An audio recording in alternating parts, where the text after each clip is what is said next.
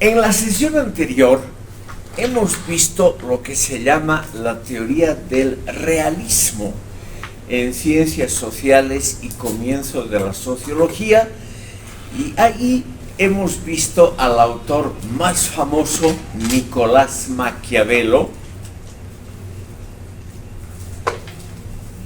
de fama muy negra en la historia universal. En sesiones posteriores vamos a volver a Maquiavelo porque ha tenido una influencia muy grande en siglos posteriores y en la praxis social y política en realidad hasta hoy. El realismo, la teoría de que el fin justifica los medios, la autonomía de las ciencias sociales con respecto a la moral, a la religión y a la filosofía, todo eso se debe a Maquiavelo, a ese realismo descarnado de este autor. Pero también en esta época de la cual estamos hablando, que es la época del Renacimiento, ha habido otras tendencias. Y ha habido también lo que se llaman tendencias idealistas, que es lo contrario al realismo sociopolítico, es el idealismo.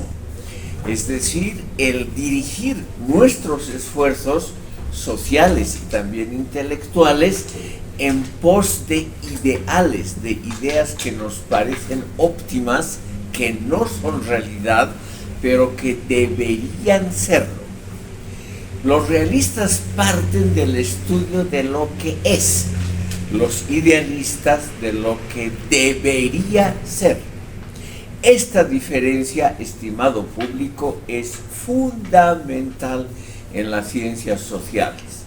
O sea, aquellos que parten de lo que es y tratan solamente de aprovecharse o de influir de la realidad, y aquellos que creen que la realidad puede ser cambiada, que puede ser modificada de acuerdo a ideales superiores. Por eso esa tendencia, llamada también utopismo, que deriva de la palabra utopía, a lo cual vamos a dedicar la sesión de hoy, ha tenido hasta hoy una influencia enorme.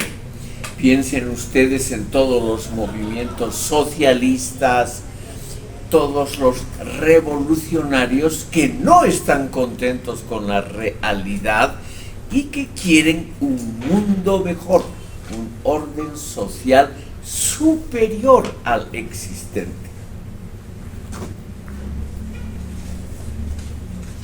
En la historia de las ideas sociales, esa tendencia a mejorar el mundo, a creer que otro mundo es posible, un mundo mejor es posible, comenzó en el Renacimiento, o sea, en los siglos XV y XVI, con la filosofía y sociología utopista, cuyo representante más ilustre es Tomás Moro, a quien vamos a dedicar por lo menos una parte de la sesión de hoy. Pero primeramente tenemos que fijar bien qué es renacimiento. La palabra obviamente tiene que ver con renacer. ¿Y qué es lo que renació a fines del siglo XV, comienzos del XVI? Renació en Europa Occidental la idea de que ha habido un mundo mejor que el existente en ese momento y que ese mundo mejor que merecía renacer, es decir, nacer de nuevo, que ese mundo mejor era la antigüedad clásica greco-romana. Habían pasado más o menos 1200 años de la Edad Media. Entonces, el Renacimiento es una vuelta a lo que había antes de la Edad Media. O sea, lo que había en la época griega y romana, que muy brevemente la hemos tratado aquí.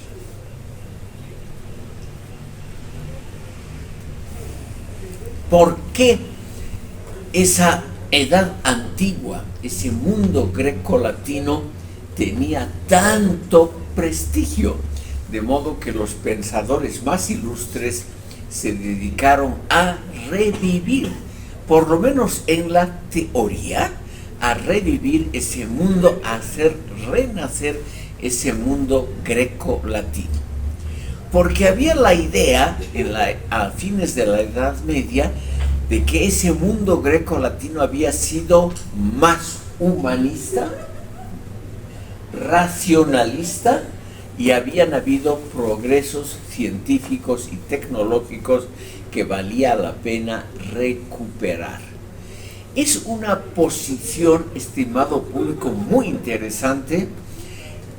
A fines de la Edad Media, comienzos del Renacimiento, la gente empezó a notar que las ruinas eran solo ruinas de arquitectura de la época romana y de la griega, eran superiores a los edificios de la Edad Media.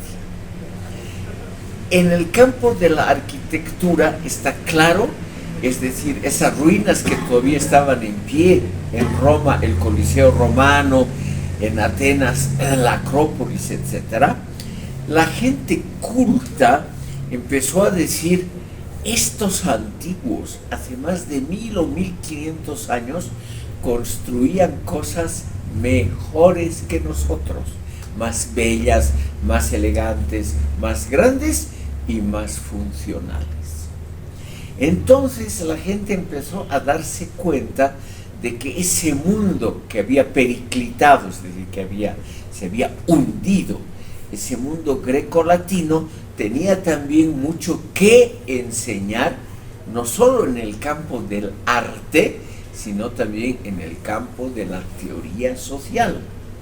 Porque durante la Edad Media, pese a que fue un periodo muy largo, donde también ha habido pensadores interesantes, era un mundo dominado por la Iglesia, por el cristianismo, sobre todo en Occidente por la Iglesia católica.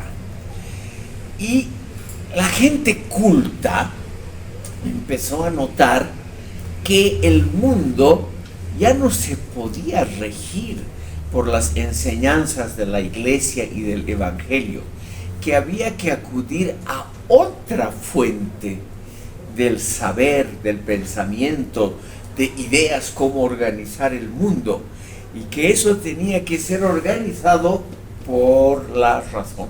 Por eso aquí he puesto el racionalismo como uno de los elementos más importantes del Renacimiento, y de ese racionalismo, o sea, no usar la tradición ni los sentimientos, sino solo la razón. Eso también llevaba a construcciones sociales, a cómo mejorar el mundo. Y de ahí los utopistas empezaron a pensar en posibilidades de un mundo mejor, de un orden social más justo, más humano, en una palabra, más racional. Ese orden social, estimado público, al comienzo solo nació en forma de utopías. Utopía, la palabra griega, significa no lugar, o sea, no es un lugar actual, es un lugar que hay que inventar. Las primeras utopías son inventos de sociedades que pretenden ser mucho mejor que la dura vida cotidiana de entonces. Y además a esto contribuyó, a la primera utopía que la vamos a tratar ahora, contribuyó eficazmente el hecho de que aparecieron los primeros relatos impresos sobre la vida en el recién descubierto continente americano. Como ustedes saben, descubierto poco antes, en 1492. Esos primeros relatos sobre la vida de los habitantes, sobre todo en el campo de las Antillas, que es lo primero que se descubrió, lo que ahora es el Caribe. Ese montón de islas que hay en el Caribe se llaman Antillas, Cuba, Jamaica, la Dominicana, etcétera, etcétera. Y esa vida, estimado público, que apareció ya en pequeños relatos, a muchos intelectuales les pareció, con razón o no, una vida más justa, más pacífica y por lo tanto imitable. Entonces, los primeros relatos de cómo vivían los indígenas en las Antillas, esos primeros relatos influyeron poderosamente sobre las utopías sociales que vamos a tratar hoy. Ha habido otro elemento muy importante en el Renacimiento que hasta hoy tiene su influencia. Espero no herir ninguna susceptibilidad de ustedes, pero hay que decirlo con todas las palabras. La religión y sus instituciones, las iglesias, entraron en un proceso, no de decadencia, porque esos son procesos muy lentos, pero en un proceso de cuestionamiento. Recién, estimado público, fines del siglo XV, comienzos del XVI, es que empiezan las críticas a todo lo que tiene que ver con el pensamiento religioso, con la institución de la iglesia, contra la autoridad eclesiástica y sobre todo contra la teología católica, que había sido durante 1000 años la ideología absolutamente dominante. Fue una lucha muy larga que recién comienza. La iglesia se defendió, estableció instituciones como la Inquisición, que se dedicaron a perseguir y hasta a quemar vivos a los disidentes, a los que tenían otras ideas, otras religiones. Pero había comenzado, sobre todo en el estamento nuestro, en el estamento universitario, entre los intelectuales, entre los pensadores, como nosotros, había empezado una crítica no solo a las instituciones de la iglesia, sino a la religión misma como principal motor del pensamiento. Y en lugar de la religión, estimado público, surgió la idea de que todos los pensamientos y las acciones bien dirigidas de la humanidad deberían ser dirigidas por la razón, por el racionalismo. Como les digo, fue una lucha que duró muchísimo tiempo, hasta hoy, una lucha donde poco a poco ideas racionalistas, humanistas, poniendo no a Dios, sino al hombre, al ser humano, como centro de la reflexión y de las metas, por ejemplo, sociales y políticas, esta combinación entre humanismo y racionalismo empezó a ser fuerte, lentamente, como todo proceso social, paulatinamente. Pero no hay duda de que este movimiento tuvo éxito, sobre todo en nuestro campo, en el campo universitario y en el campo intelectual, de las ideas, de las concepciones sociales, etcétera, etcétera. En una sesión anterior ya hemos visto cómo en 1517 comienza la Reforma Protestante, ese gran movimiento que debilitó en gran parte de Europa, sobre todo en los países que luego resultaron los más prósperos, los del norte, como el protestantismo debilitó a la Iglesia Católica. Y hemos visto también cómo el protestantismo, mediante una ética laboral, influyó poderosamente sobre el desarrollo, dando al desarrollo industrial, social, intelectual, dando, entre otras cosas, lugar a ciencias sociales autónomas. Por eso lo hemos tratado a Max Weber en sesiones anteriores, porque ha sido el gran pensador. Sus ideas son obviamente controvertidas, no hay por qué aceptarlas, pero es uno de los pensadores importantes que nos dice: la religión tiene una influencia enorme sobre la vida laboral económica, pero esa influencia es diferente a la católica, a la que todavía predominaba en Europa y en sus colonias a comienzos del Renacimiento. Estimado público, ese movimiento que podríamos llamar renacentista fue muy fuerte y fue claramente exitoso en un campo que no lo podemos tratar aquí, pero que es bueno que ustedes alguna vez, con los medios modernos, las redes sociales, los buscadores electrónicos, es muy fácil darse una idea de lo que ha significado en un campo importante. Como les digo, no lo podemos tratar aquí, pero es bueno que ustedes sepan que en el arte, arquitectura, pintura, escultura y en la literatura, el Renacimiento fue muy, muy exitoso. Si ustedes le echan un vistazo por los buscadores sociales al Renacimiento, ustedes van a ver las grandes construcciones muy diferentes de todo lo que se había hecho anteriormente durante la Edad Media, en los estilos, el estilo clásico renacentista que sustituye al gótico y a todos los otros estilos de la Edad Media, y también en la literatura, en la producción de pensamiento social, aparecen nuevas configuraciones basadas en esta dupla, humanismo-racionalismo, acompañado siempre por el impetuoso desarrollo que recién empieza en esa época de la moderna, de la ciencia moderna y de la tecnología.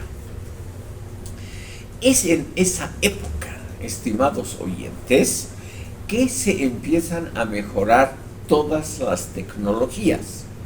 Los descubrimientos, por ejemplo, los viajes de Colón, fueron posibles porque los barcos, aunque hoy desde nuestro arrogante punto de vista actual nos parezcan barcos pequeños, cosas realmente inservibles, las carabelas de Colón, en comparación con lo que había antes, solo pocos años antes, eran barcos mucho más fáciles de conducir, mucho más resistentes a las tormentas, etcétera, etcétera, y se habían modificado los conocimientos científicos, de modo que uno podía orientarse por las estrellas en alta mar, cosa que durante siglos o milenios anteriores había sido imposible. O sea, un progreso científico y una nueva tecnología náutica. Y eso no solamente en el campo de la navegación, sino que en muchos otros campos este renacimiento trajo consigo algunas ventajas enormes que nunca habían existido antes en la historia de nuestra humanidad. Menciono un solo avance tecnológico que ha cambiado el mundo, que es la imprenta. La imprenta fue inventada en la China mucho antes, pero no fue usado ese invento. En cambio, en Alemania, hacia 1460, al comienzo de este periodo, un señor Gutenberg ideó la imprenta de tipos móviles que permitía a costos muy bajos reproducir libros. Imagínense, estimado público, por un instante lo que era la vida cultural antes del invento de la imprenta. Había que copiar un libro a mano literalmente letra por letra y palabra por palabra. O sea, había que, si uno quería, por ejemplo, una copia para uso propio de una obra importante de 200 páginas, había que contratar a un copista, y ese copista durante largos meses, tardaba a veces años, copiaba letra a letra, palabra por palabra, línea por línea, copiaba un manuscrito anterior, lleno de errores, obviamente, humano, que al copiar un manuscrito muy grande se interpongan errores. Y además es muy fácil calcular, aquí los economistas nos pueden dar un ejemplo, lo que costaba un libro manuscrito. Era el trabajo de un copista, o sea, de un obrero bien pagado, de un obrero especializado, que podría estar para copiar un libro, por ejemplo, de 300 páginas, eso eran unos 10 meses de trabajo. O sea, un libro costaba el sueldo de 10 meses de una persona altamente calificada. Ustedes pueden imaginarse que los libros eran carísimos. En cambio, cuando se componía un texto en una imprenta, ese texto podía ser impreso, o sea, reproducido un montón de veces. Había simplemente que rellenar esos rodillos con tinta, nada más. Se podían hacer muchísimas copias y además se podía corregir las llamadas pruebas de imprenta, que hasta hoy se usan. Se podía corregir el texto de modo que la impresión sea impecable. O sea, era muchísimo más barato y muchísimo mejor. Una letra manuscrita, por más bella que sea, no siempre es fácil de leer. En cambio, los tipos de imprenta son letras separadas entre sí, lo cual hace que la lectura sea muchísimo más fácil. No voy a aburrir a ustedes con detalles, pero es algo realmente, fue un gran invento, porque popularizó la cultura y el saber, que antes era algo elitario, algo de unas pocas personas, de una clase social muy acomodada, el poder tener libros, acceso a la cultura, leer obras antiguas, imaginarse mundos diferentes. Eso es el tema de hoy, la utopía, porque no habían las bases, o sea, libros, recuerdos de cómo podría ser ese mundo. Entonces, las utopías, que son el esbozo, el croquis, el proyecto de un orden social mejor, aunque sea primero idealmente, eso podía ocurrir si alguien tenía una base para hacerlo. Y los libros impresos fueron la mejor base. A partir, estimado público, de 1500 aparecen un montón de utopías, o sea, de proyectos sociales para un orden mejor, para un mundo mejor. Y esa es una tendencia obviamente idealista. Es decir, el ser humano quiere mejorar su entorno, quiere trazar el modelo de algo que sea superior a lo que uno conoce.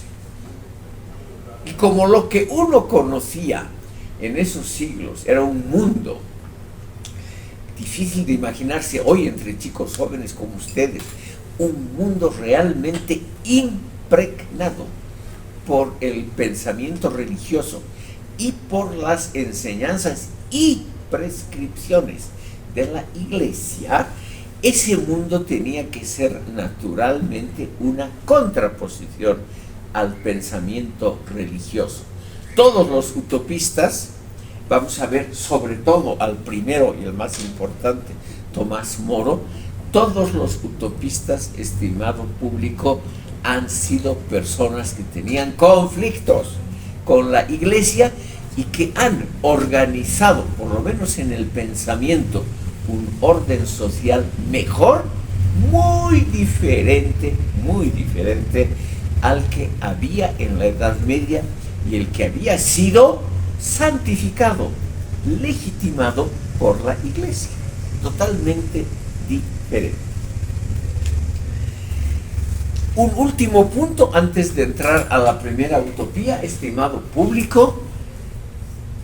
En el Renacimiento, como les decía, hay un recordatorio muy grande de la época griega y romana, que después de más de 1000 años, el Imperio Romano de Occidente había caído en 476, y estamos hablando de 1470 y tantos aquí, o 1500, o sea, más de 1000 años habían pasado de la Edad Media. Pero esos 1000 años, ahora, en el Renacimiento, eran vistos como una pérdida de tiempo. Eran vistos como si el ser humano hubiese perdido 1000 años en su desarrollo. Eran años simplemente de una época estancada en la historia. Así lo veían estos nuevos renacentistas, veían su propia historia como un estancamiento de más de 1000 años, mucho más de 1000 años. Y notaron, por a veces equivocadamente, que ese orden social griego y latino, griego y romano, era imitable.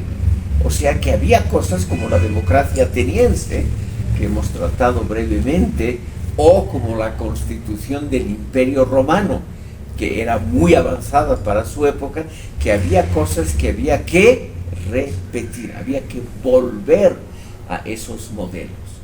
En el arte sobre todo se nota, el arte renacentista es claramente una vuelta a los modelos de antes. En toda la Edad Media, lástima que no les puedo mostrar imágenes, pero si ustedes simplemente digitan arte renacentista o pintura renacentista en sus celulares, en cualquier buscador, van a ver que hay algunos motivos repetitivos en el arte renacentista que son totalmente diferentes a la Edad Media. Quiero nombrarles simplemente 3 ejemplos porque esto nos ayuda a comprender el Renacimiento. En primer lugar, el arte medieval durante más de 1000 años era un arte religioso, como aquí todavía fue el arte colonial. O sea, todas las pinturas, esculturas, etcétera, y la mayor parte de la arquitectura servían a fines religiosos. Santos, vírgenes, mártires, esos eran los motivos, por ejemplo, de la pintura medieval. ¿Qué hacen los pintores renacentistas? Pintan seres humanos que no tienen que ver con la iglesia. Por ejemplo, pintan mujeres bellas, desnudas, cosa que en toda la Edad Media no había ni en broma. ¿Por qué? Porque se considera que el cuerpo humano es algo bello en sí mismo, algo que llama inmediatamente la atención por su calidad estética.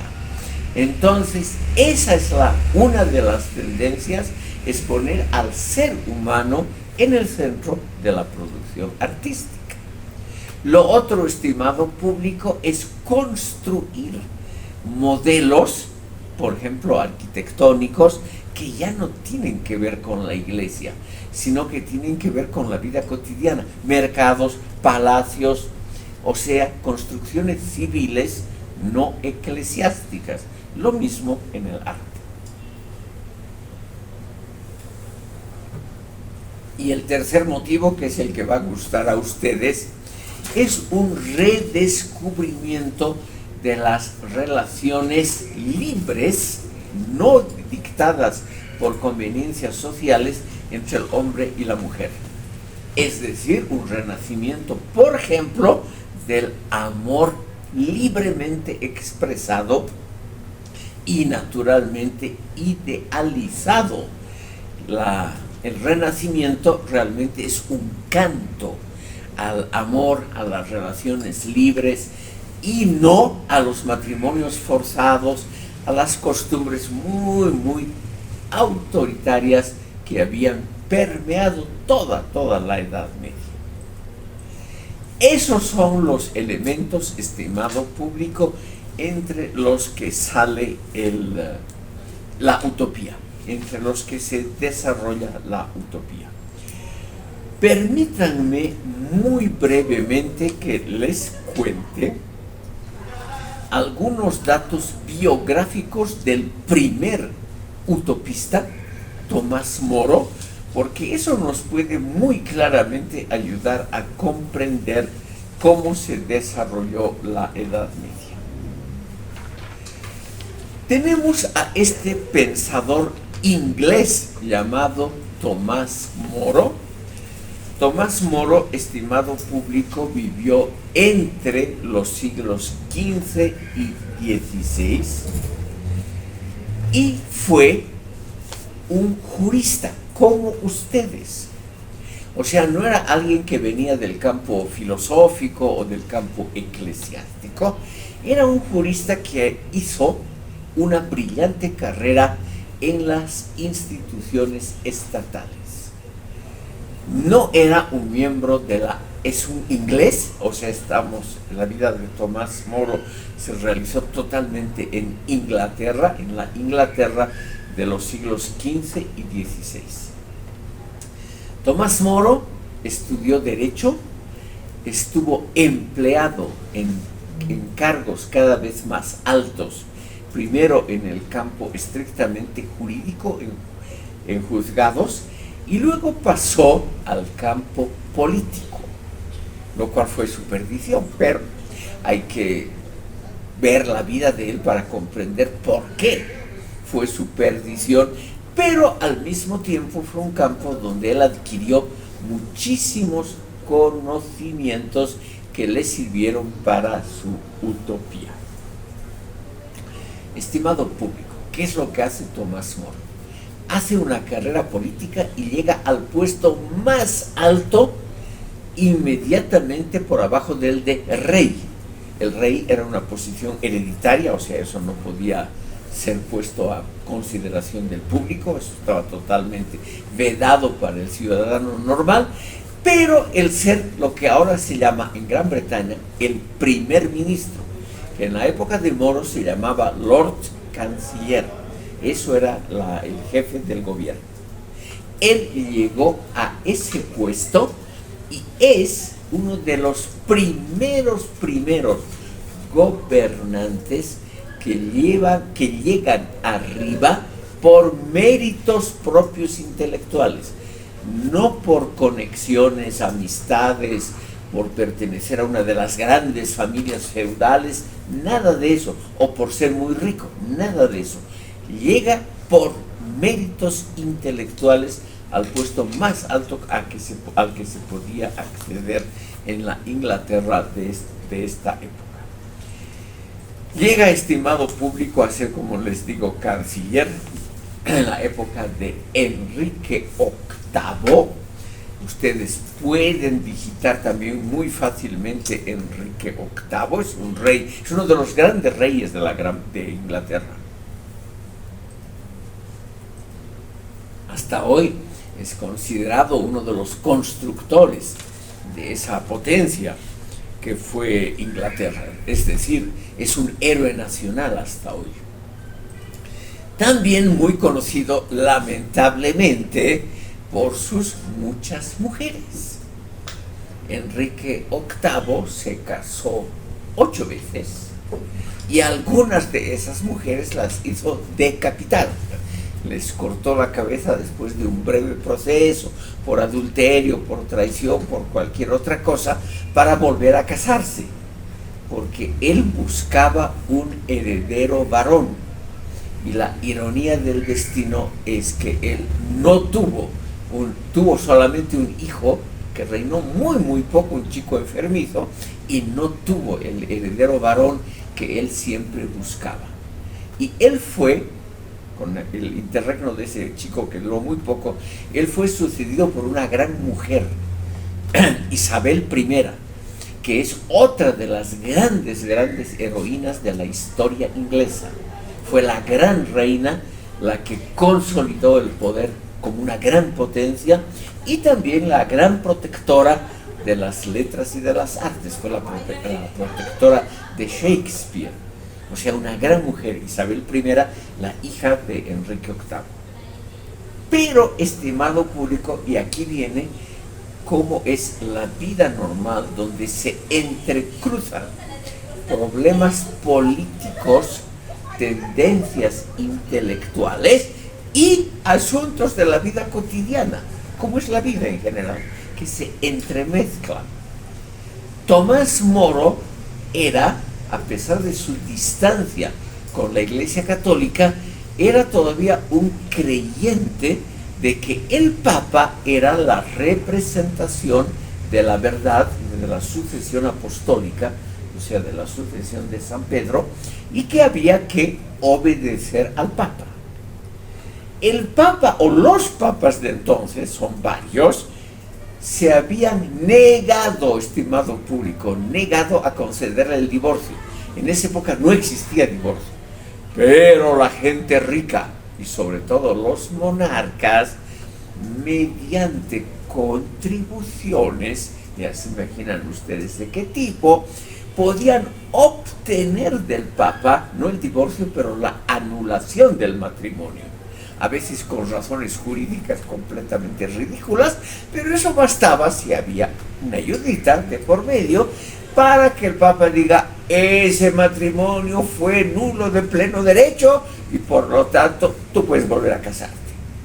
Eso ocurrió muchas veces durante la Edad Media, muchas veces, pero era una cosa que solo podían obtener los muy ricos o los muy poderosos. El pueblo llano, si se casaba una vez, estaba obligado a vivir con esa persona toda la vida. Un poco aburrido, ¿no es cierto?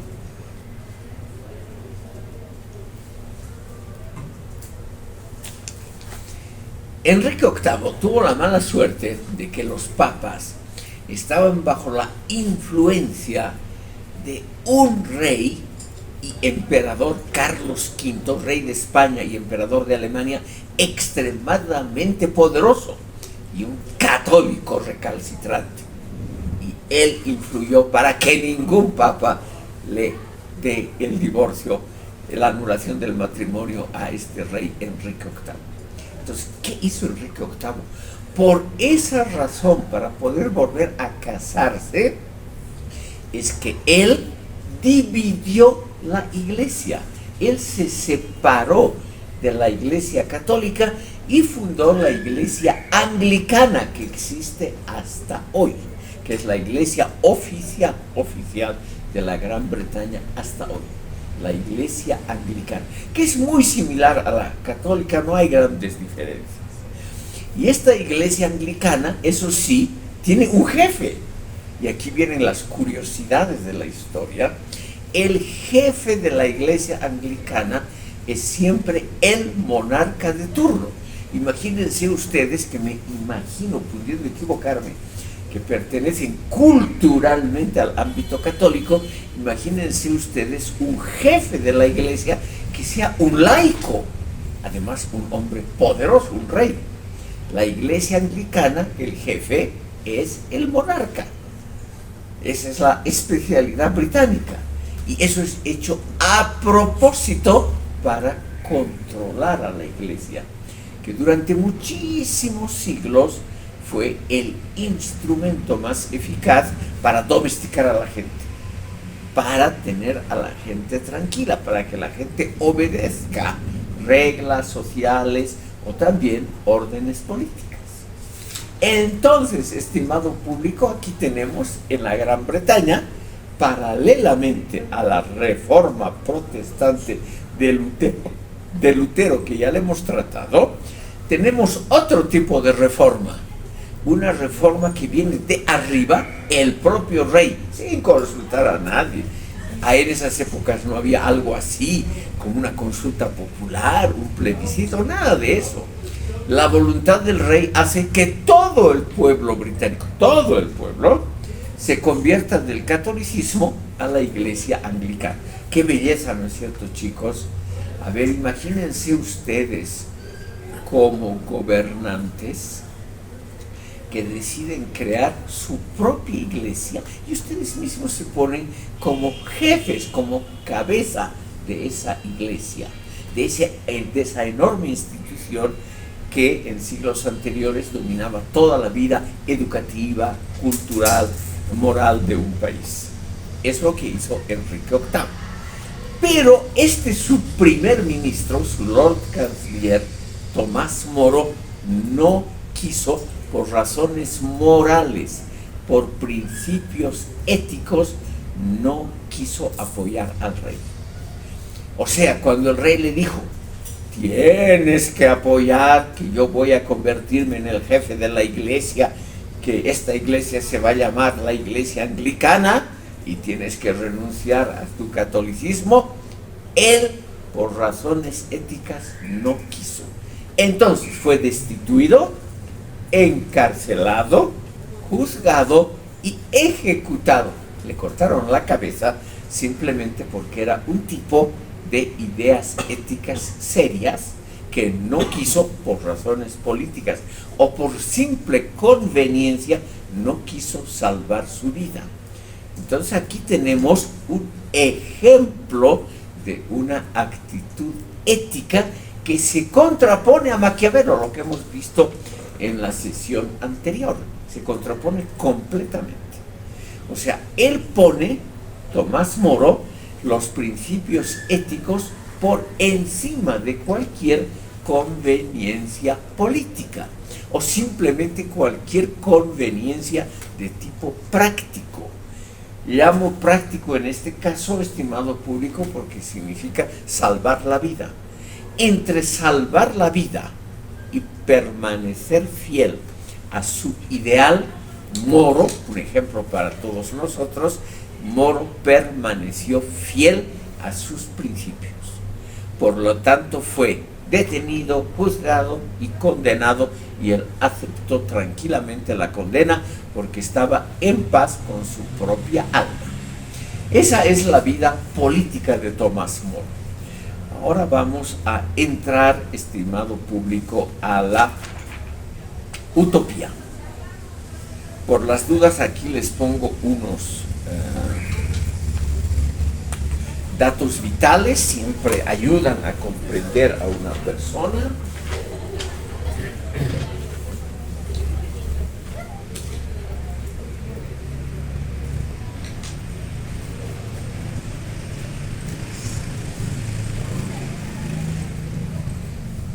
Por las dudas, estimado público, aquí pongo el original en inglés.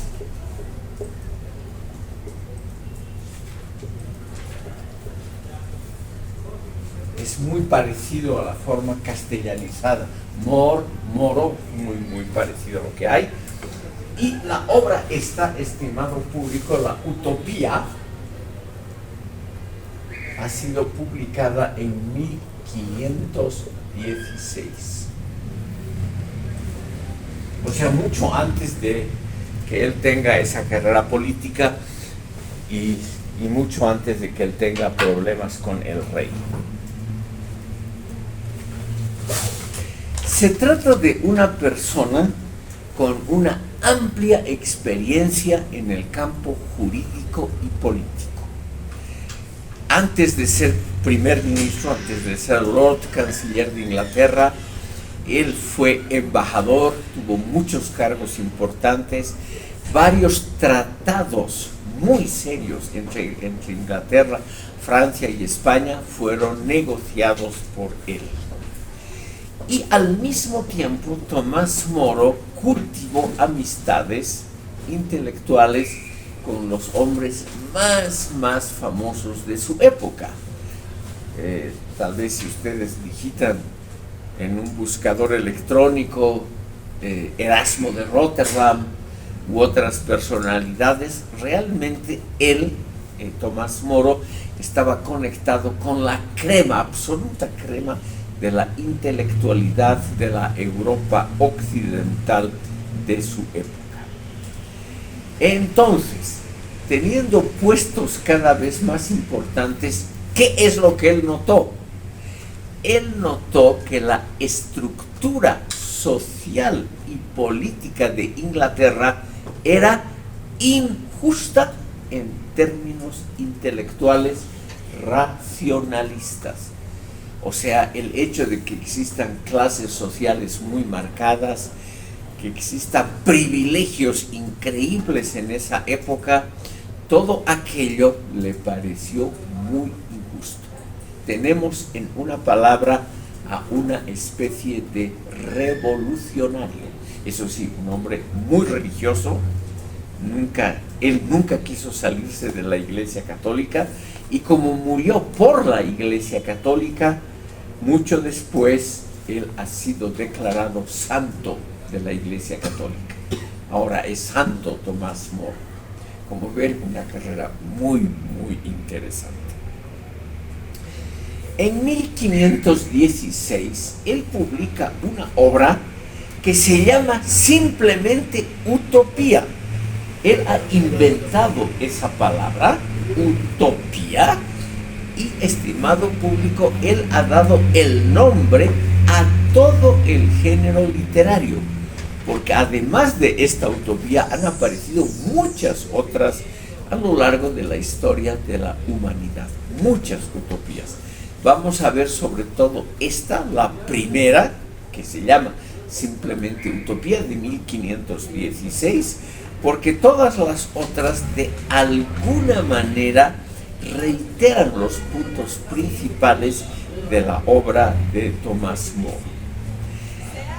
Es un libro muy interesante porque está escrito como un experimento. Es una especie de relato que una persona cuenta a otros. O sea, es en el fondo un experimento literario situado de principio a fin entre la broma y la seriedad. O sea, entre un elemento lúdico, el juego, lo lúdico, y la seriedad de un gran proyecto social.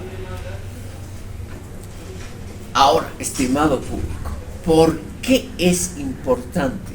Porque en esa época obviamente no había absolutamente nada de lo que posteriormente ha sido tan importante en la historia de las ideas y de los proyectos políticos.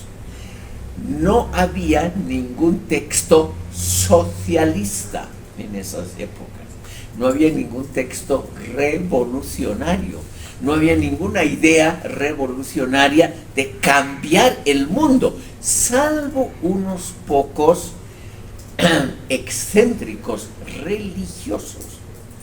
Eso siempre ha habido en la historia de la humanidad, pero eran casos muy pequeños y muy aislados y sin grandes repercusiones. En cambio, este libro tuvo desde el primer día un éxito enorme. Y sin duda alguna, y aquí viene lo esencial de esta clase, seguramente Moro ha influido sobre todos los pensadores revolucionarios posteriores y por lo tanto sobre toda la sociología izquierdista desde entonces. El, estimado público, es el primero que lo ha dicho claramente. Los males sociales provienen ante todo y sobre todo de las desigualdades sociales, de la existencia de una estructura piramidal jerárquica de clases y de la falta de oportunidades y de una vida más o menos aceptable para los que están en las clases inferiores. Por lo tanto, la estructura social como base, estimado público, de la injusticia política. O sea, la injusticia, el mundo es injusto, es decir, no es lo ideal. Ese mundo injusto en todas partes del mundo, según Tomás Moro, tiene que ver con la existencia de clases sociales y sobre todo con la existencia de clases privilegiadas, de clases que tienen una vida, unos derechos y en general un modo de vida diferente a las clases populares. Por lo tanto, estimado público, es el primero, y aquí seguramente él ha sido el que ha influido sobre la Revolución Francesa, sobre los primeros socialistas utópicos y sobre Karl Marx, indudablemente, porque él ha dicho claramente: la propiedad privada es la base de ese mundo dividido en estructuras sociales injustas, porque privilegian a una pequeña minoría en detrimento de una gran mayoría social. Se sabía, obviamente, muchísimo antes de Moro, desde los primeros testimonios escritos que hay, se conoce que ha habido críticas a la estructura de clases.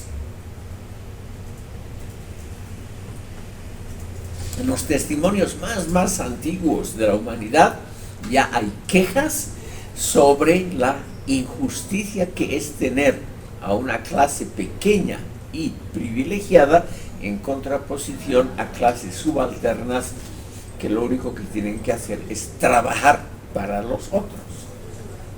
O sea, esa idea de que el mundo y el orden social que compone el mundo es injusta, esa idea es muy antigua. Pero aquí viene alguien que propone una solución.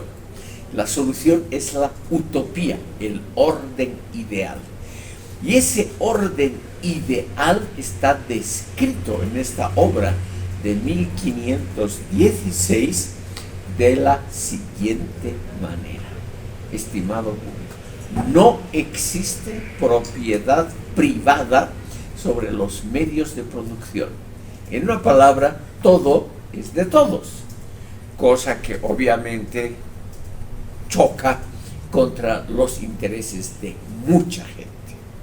No solamente a los que ya tienen o que han heredado una propiedad privada, sino los que quieren hacerse ricos por su propio esfuerzo. Ese deseo llamado codicia, ese deseo de poseer más, de tener más que los otros, ese sentimiento de codicia es para Tomás Moro la base espiritual y moral que conduce a un orden social injusto. Y por lo tanto, en la utopía, que es una isla, él cree que esa isla está en medio del Atlántico, es una isla obviamente literaria. Él describe con mucho detalle a esa sociedad insular ideal, donde no hay clases sociales determinadas por la propiedad de los medios de producción. Solamente hay una clase privilegiada, eso aparece en todas las utopías, que está privilegiada, o sea, justificada por su saber, no por su poder político, ni por su riqueza material, o por una riqueza heredada, o por posiciones que vienen santificadas por la tradición, sino que la clase dirigente, la única que hay, muy pequeña, es una clase formada sola y exclusivamente por el talento intelectual para dirigir una sociedad. Lo que seguramente ustedes creen que lo podrían hacer. Por eso es que estas utopías son tan populares entre gente joven que quiere obviamente avanzar socialmente. Porque la gente joven cree, tal vez con algún derecho, que poseen las cualidades intelectuales para dirigir el conjunto de la sociedad, o sea, para ser, en el fondo, la clase gobernante. Esta idea, estimado público, se repite desde la más remota antigüedad hasta hoy como contraposición a la sociedad clásica la sociedad basada en la pertenencia de los medios de producción o en una estructura social piramidal, siempre injusta, que está justificada por la tradición. Durante siglos de siglos, estimado público, durante milenios, la tradición en todas partes ha fortalecido la idea de una sociedad construida en forma de pirámide. O sea, arriba, en la cúspide, que es muy pequeña numéricamente, existe una persona, un rey o una clase, muy pequeñita. Y poco a poco, cuando uno va bajando en la escala social, las clases son más numerosas, pero menos privilegiadas. Todas las sociedades del mundo, sin excepción, cuando han salido del estadio, digamos, de las cavernas, han construido jerarquías. Desde que existen testimonios, estimado público, por ejemplo, testimonios históricos, estos nos atestiguan que las sociedades humanas son jerárquicas. Y en cambio, estos pensadores creen que hay que eliminar la mayoría de las jerarquías y respetar una sola, la jerarquía basada en el conocimiento, en el manejo de la razón. Eso obviamente les va a gustar mucho a ustedes. La idea del partido de los comunistas, explicitado claramente en la obra de Vladimir Ilich Lenin, ¿qué hacer?, establece que el Partido Comunista tiene que estar manejado por una élite de intelectuales que se justifican a sí mismos por el conocimiento social, histórico, económico, y esa élite, por ese privilegio intelectual, tiene que gobernar e insuflar al proletariado la idea de cómo tiene que ser el orden social justo. Esa idea aparece también en la República de Platón, hace 2400 años, que es el primer esbozo de una sociedad ideal, que ya lo hemos tratado. La República de Platón tiene una clase privilegiada que son los pensadores, los filósofos. La palabra filósofo en la antigüedad significaba simplemente los que aman el saber. Filósofo, filosofía es amor al saber. Los filósofos en la utopía platónica son los reyes, los gobernantes. Y esa idea, y esto, estimado público, quiero que quede clara, esta idea se repite en todas, sin excepción, en todas las utopías que se han escrito. O sea, siempre va a haber un grupo dirigente que no tiene propiedades, no son más ricos que los otros, eso nada. Pero tienen el privilegio de gobernar exclusivamente porque, como nosotros, dominamos el arte de pensar, dominamos conocimientos, y por lo tanto no es la fuerza física, no es la tradición, que uno nació en una gran familia, nada de eso. Los que dirigen la sociedad están legitimados por su conocimiento intelectual. ¿No es cierto que les debe gustar a ustedes? Es como decir, oh, por mi formación como jurista o cualquier otra formación intelectual, yo estoy predestinado a gobernar este país. Es una idea que a los jóvenes, lo digo claramente, les gusta mucho. O sea, reitero, no es ni la tradición, ni la fuerza que viene de atrás, ni la fuerza física, ni la riqueza, etcétera, sino sola y exclusivamente el talento intelectual, lo que justifica que una persona gobierne. No el poder político, nada de eso. Los conocimientos.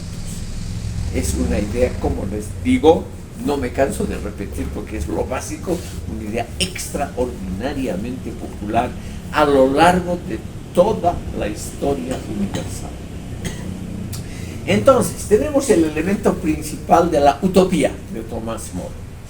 No hay clases sociales que estén determinadas por la riqueza, por el poder político o por la tradición, que son los tres elementos clásicos de la estructuración social. No. Solamente existe un pequeño grupo dirigente que además se va cambiando, va rotando, y ese grupo dirigente está justificado solamente por el conocimiento. Ahora bien, esta isla es una isla que Tomás Moro ha descrito muy cuidadosamente la utopía. Es una isla perfecta, situada en un clima templado. Como es una isla, no está afectada por países vecinos, por potencias que quieran apoderarse, una isla muy alejada de todo, donde, como todos son iguales y no hay propiedad privada, todos tienen más o menos lo mismo. Todos viven igual, todas las casas son iguales, las viviendas son todas iguales, incluyendo la vivienda de los poderosos, es decir, de los que saben, de los que gobiernan. Todos viven más o menos igual. Entonces, dice Tomás Moro, una idea que se refleja en casi todas las utopías: la felicidad individual solo es posible en el marco mayor de la felicidad colectiva. O sea, uno puede ser feliz, una idea también muy cristiana, uno puede ser feliz solamente si vive dentro de una comunidad que es feliz, es decir, que no es explotada, que los frutos de su trabajo no son apropiados por otros. Como les decía, un elemento muy interesante de la utopía de Tomás Moro es la literatura que empieza a divulgarse en Europa sobre la vida de los indígenas en las zonas recién descubiertas del Caribe, donde no hay Estado, donde no hay clases sociales y donde todos, para los observadores de esa época, parecen felices. Parecen felices porque no hay el elemento esencial de la infelicidad, de la injusticia, que es la codicia por bienes materiales. Entonces, imagínense ustedes esta idea que es en parte de raíz cristiana, claramente de raíz religiosa, la idea, estimado público, de que la propiedad privada es probablemente la raíz de todos los males sociales, no de los individuales, sino de los males sociales. ¿Cómo es entonces? Porque aquí vamos a entrar muy brevemente a la descripción de la vida cotidiana en esta isla de la utopía. ¿Cómo es la vida ahí? La vida, estimado público, para nuestra visión actual, es una vida aburridísima. Entre otras cosas por lo siguiente: todas las viviendas son iguales. Las viviendas, como no hay propiedad privada y como no hay la codicia por acumular bienes, por ganar más que el otro, por tener más dinero que el otro, entonces nadie tiene nada que ocultar. Las viviendas no pueden ser cerradas herméticamente. Tienen puertas, pero las puertas son para que no entre el viento, para que no entren animales o cosas por el estilo. No pueden ser cerradas, son puertas sin cerradura. Todos pueden entrar y ver cómo vive el otro, lo que vive el otro. Lo cual naturalmente ha sido también criticado. Tomás Moro ha sido criticado porque es un mundo, en el fondo, represivo. Nadie puede ser diferente, nadie puede ser distinto al otro, nadie puede tener algo diferente al otro, todos tienen que ser iguales. Entonces se ha calificado a esta y a casi todas las utopías como una especie de recreación del mundo de las abejas o de las hormigas, donde hay obviamente una abeja reina, que es la gobernante, pero el 99% de esos miembros sociales, las abejas normales o las hormigas normales, tienen la misma vida, los mismos bienes, los mismos objetos, si es que tienen, claro, algún objeto personal, y tienen una vida todo igual. Se ha calificado a estas utopías como aburridísimas para vivir, porque todo ya está planificado, todos son felices, nadie codicia, es decir, nadie tiene grandes ansias de ser diferente, porque no es bien visto, no es un valor ético el ser distinto, el ser diferente, el poseer más, el tener ideas extrañas.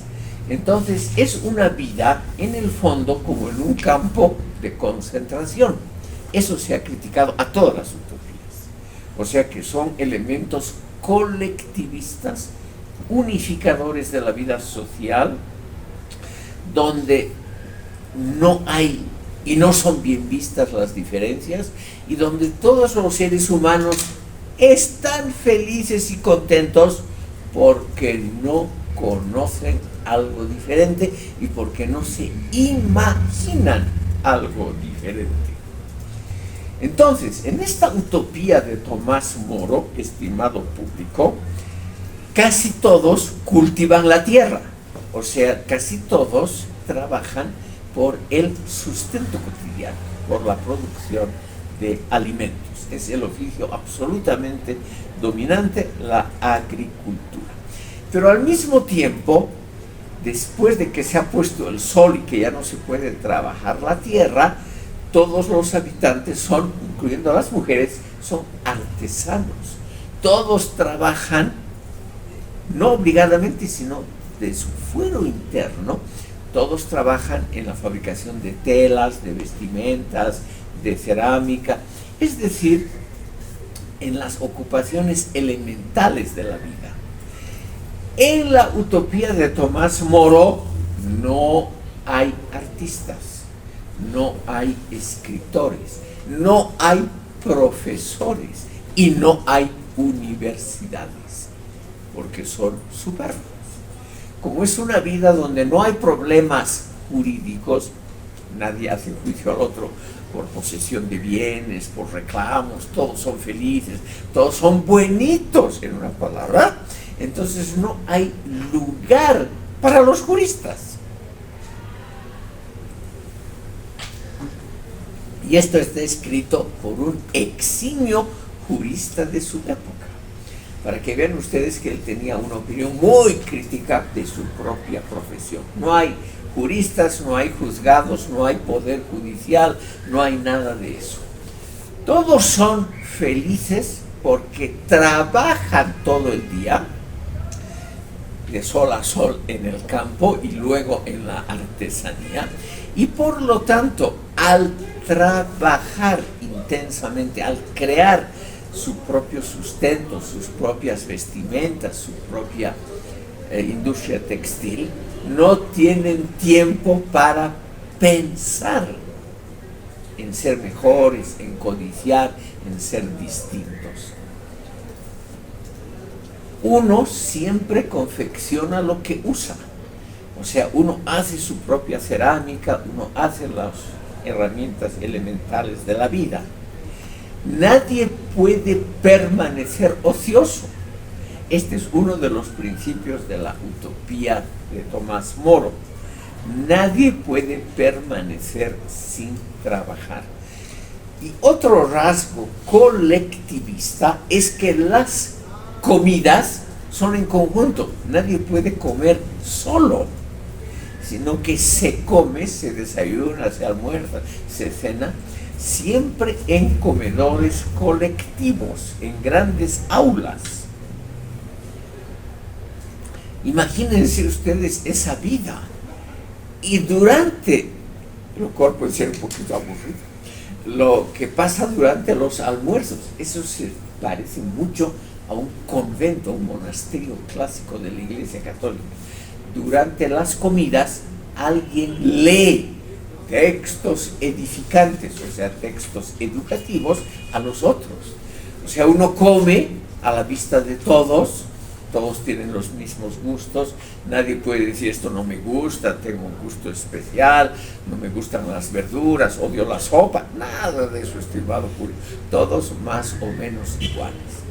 Y durante las comidas uno tiene que escuchar textos sobre todo de moral, o sea, sobre buenas costumbres, sobre la ética adecuada en la sociedad. Todas las comidas tienen que estar acompañadas por disertaciones moralizantes en aulas colectivas donde todos se miran, es decir, se controlan mutuamente, de modo que nadie diga o haga algo distinto. Ahora, esta sociedad, estimado público, es una sociedad muy reglamentada.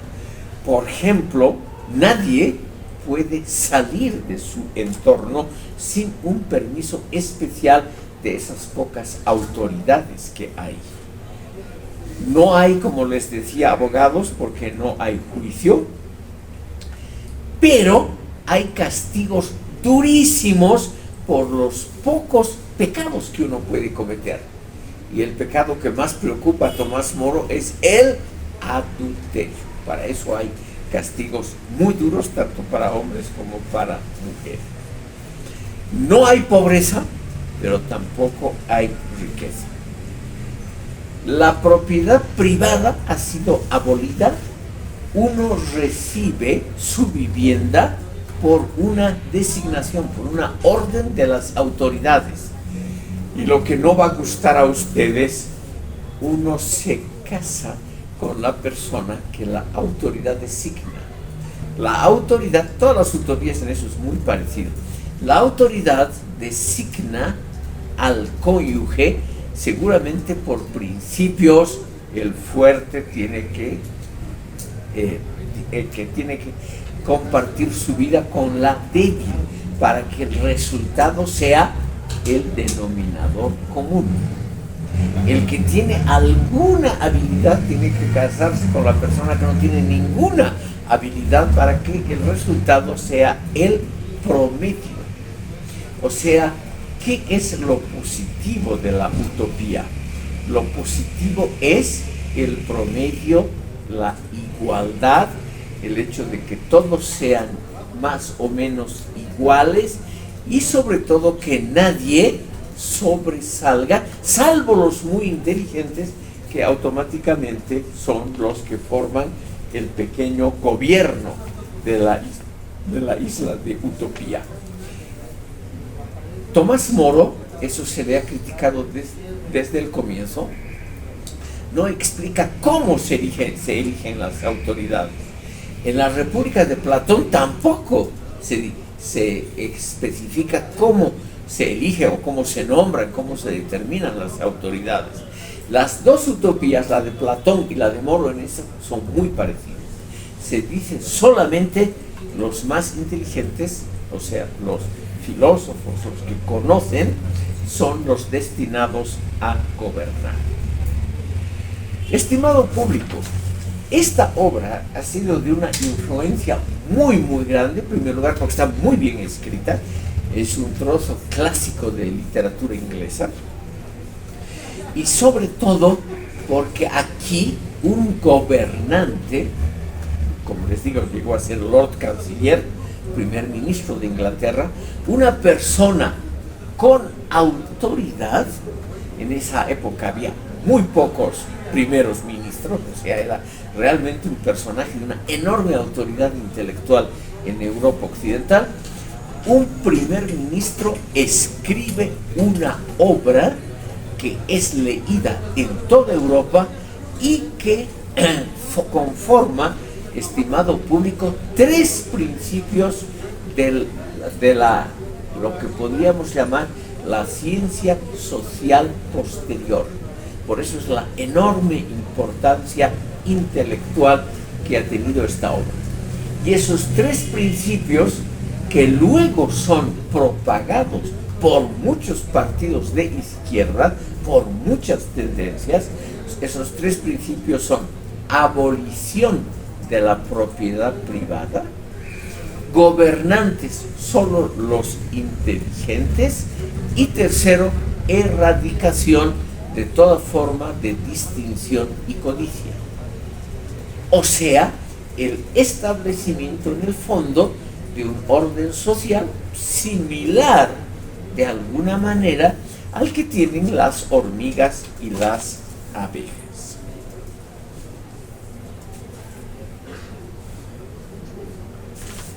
Estimado público, aquí estaríamos llegando al final de la sesión de hoy. Simplemente quería yo mostrarles la primera utopía importante de la Edad Moderna, y esa primera utopía tiene que ver justamente con la idea que se va haciendo cada vez más popular, la idea de que la propiedad privada es el origen de todos los males sociales. Pero unida esta idea, unida a la idea de que hay un grupo social privilegiado, el único privilegiado, que somos nosotros, los intelectuales, los filósofos, los que saben más, que ellos deben gobernar.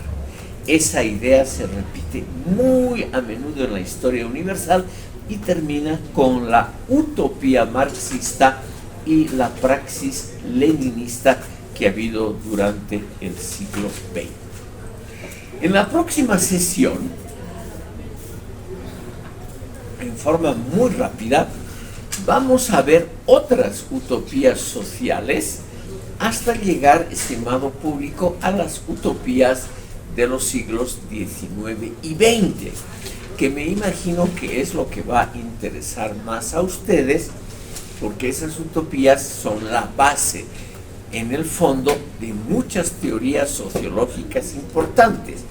Pero yo quería mostrarles que ya a comienzos del siglo XVI, algunas de estas ideas centrales han sido anticipadas por ese curioso género literario llamado utopía, que en el fondo significa no lugar, es decir, es una cosa conscientemente hecha como una ilusión que tiene un valor normativo, es decir, establece una meta, pero esa meta muchas veces permanece en una nebulosa. Ninguna sociedad en el mundo se ha realizado como una utopía plena, ninguna, y seguramente eso es imposible. La imposibilidad práctica de las utopías es uno de los grandes temas de la sociología crítica que vamos a tratar en las sesiones posteriores. Yo les agradezco por haberme escuchado hoy.